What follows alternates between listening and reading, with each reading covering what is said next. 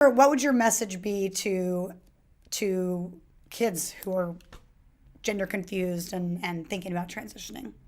My message to them would be, your parents need to be your number one confidant, because that's who should be dealing with this. You don't need some stranger telling you.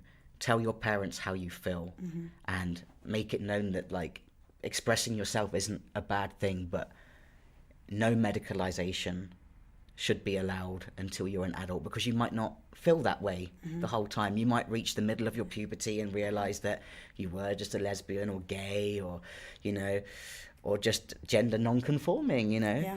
Like, we've got amazing guys in our organization like Mario who wear heels, but he's still really manly. He takes things on like a trooper. He's incredible, you know. Like, you don't have to change your gender just because you're a girl and you like the color blue, or like playing with a toy car. Right.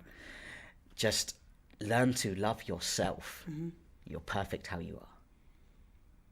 That's what I would say. And what would you say to parents who have a child that is just like you? I think I was born this way. I think I was supposed to be this way. What advice would you give them with that child? Explain to them what I was saying about the medicalization, like to wait, but just let them cut their hair. Let them explore with clothes if they want to. But just really get it through to them that there are risks with this. You can't simply pause your puberty. They just need to stay 10 steps ahead of the lies that are being told. And if you have a good relationship with your child, they're going to come to you anyway because you're their parent. Yeah. Didn't Angelina Jolie let Shiloh live as like a boy for, and now she's back to being a she's beautiful transitioned young back. woman. Yep. Yeah. I don't think they transitioned her, right? They let her cut her socially, hair and they let her dress in boy clothes, and she grew out of Yep. it. And I wonder how many kids' lives would be saved if we I've just had let that happen. so many women comment on my videos and say stuff like, I'm so glad that I'm not a youth today, because I used to think I was a boy and now I'm married with like 3 children. So many women say the same thing. And it's because the tomboy thing is very real. Yes. It is. Yeah. Well, and yeah, I mean, I'm one of those. I honestly believe that if I would have lived in this time and I was a hard-headed little girl, I would have convinced my parents, you know, I want to cut my hair off and I want to be a boy. And here's my new name. I tried to change my name so many times.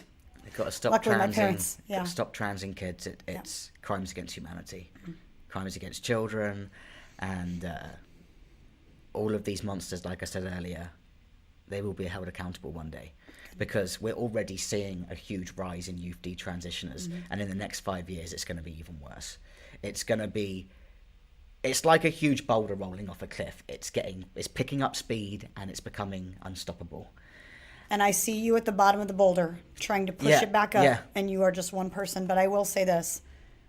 We know that it's going to get worse because when you went through it, it wasn't popular, and now it is. So your voice right now means a lot, because there's going to be hundreds of thousands of kids that are going to need your voice and your leadership and your help and your sympathy and your empathy, because it's so sad to think that you're not going to be alone soon in your story. Like, your story is powerful, and not enough people are telling it. And yet, in 5 to 10 years, I could probably do a podcast every week. Oh, you probably could. Detransitioned people. So. You're going to have a lot of people who are absolutely broken. I mean, for example, look at Shapeshifter. You know, his interview with Blair White when he was like, I miss my penis. That broke my heart. So I worry about him.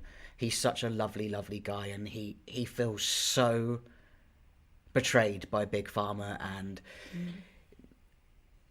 well, and you these people deceive little children. Like, you can trust me. I'm a doctor. I'm affirming how you feel. I'm your best friend. I'm your confidant. And then you go and you ruin their life. Like, I can't wait to see the public hanging. I know. It's all about the money. Like, it really upsets me, because, you know, the step used to be therapy. Well, now the therapists are paid to a firm. So it's not honest anymore. It's, oh, you feel that way? I'm going to get $1 million for sending you off for this. That's how much they get paid.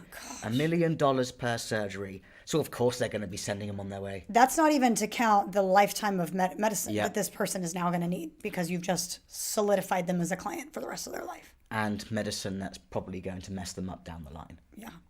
I mean, the health issues I'm having, like, it just makes it so much more real for me about the kids, because I'm having all these problems as an adult. And did you care? Did you care much about this? Like, oh, kids shouldn't go through this, before you started realizing how much damage it was doing, or? Oh yeah, as soon as I found out that the children were starting to be targeted, I literally was turning to my wife, going, "I need to speak up about this. Yeah. Like, I know I've got anxiety, but someone's got to do it." I'm seeing so many people who are scared to speak out because they're scared of what the woke mob will say to them. But all I can say about that is, this isn't about you anymore. If you're scared, it's not about you. This is about the children, who are the future. We need to protect them at all costs, even if we get hate for it. Yeah. The kids are more important.